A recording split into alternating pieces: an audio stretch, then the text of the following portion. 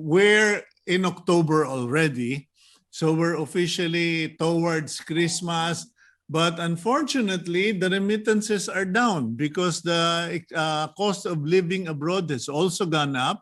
The competition for OFWs and Filipino expats have become stronger. And so there's less money coming into the Philippines. Our economic setup is in less than ideal. What is our Christmas going to look like? Are we in for a bad ride? Are we going to be, who's that guy in the sad Christmas movie who's going to have a biscuit for Noche Buena? Actually, Sito, it's mixed because first, our economy has reopened towards greater normalcy. Our economy is practically open. So the greatest manifestation of this is the easing of the mask wearing mandate. So there are no more limits anymore. The missing elements of the recovery, they're back to business like tourism, even face-to-face schooling, and all the related businesses and industry. So they're in the right recovery path, so to speak. So that's one.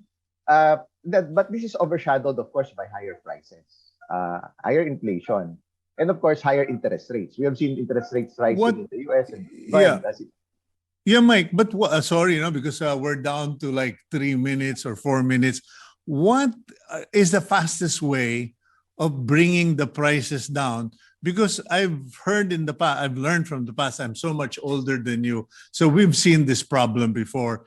And the fastest way is to drive the prices down so consumers consume more and money goes all around. But I don't know what steps are the most effective steps of bringing the prices down that the government can do. Yeah, because right now it's really the situation is different this time because of the imported inflation, so to speak, and and of course the peso depreciation, because of the higher dollar worldwide. So it's a global trend that's beyond our control. We're just following, we're just aligned with what's happening with the rest of Asia, ASEAN, and the rest of the world, in terms of stronger dollar, and all of which have been driving prices. And it's not just here in the Philippines; it's also a problem around the world. Their inflation rates are much higher than ours. So it's really, well, now there are even proposals, say, to give subsidies to the poorest of the poor, and also, and now maybe there are the short-term solutions include, we have seen higher interest rates to stabilize both the peso and inflation, and secondly, some intervention in the peso, in the foreign exchange market, and potential use of liquidity measures to reduce the peso liquidity so that there would be less pesos to use to buy dollars, and so on.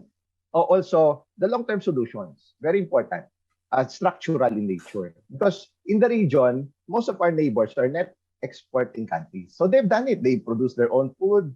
They have their industries, their manufacturers. They're producing their own needs rather than importing. So we could do it also.